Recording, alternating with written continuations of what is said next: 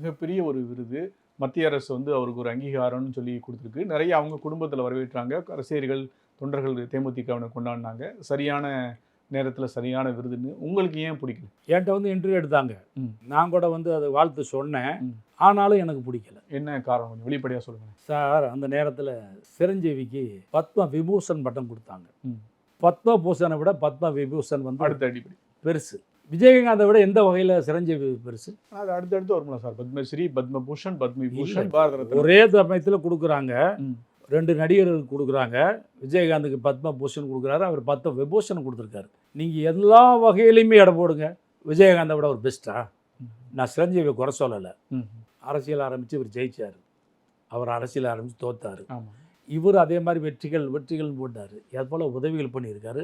அவரால் படித்து முன்னுக்கு வந்தவங்க இருந்தால் எத்தனை பேர் டாக்டர் ஆகியிருக்கான், எத்தனை பேர் என்ஜினியர், எத்தனை பேரோட பசி ஆற்றியிருக்காரு, ம். எத்தனை இது பண்ணிருக்காரு, எளிமையாக இருந்திருக்காரு, இது பண்ணியிருந்திருக்காரு, எத்தனை ப்ரொடியூசர்களுக்கு கை கொடுத்துருக்காரு, எத்தனை டெக்னீஷியன்களை உருவாக்கியிருக்காரு.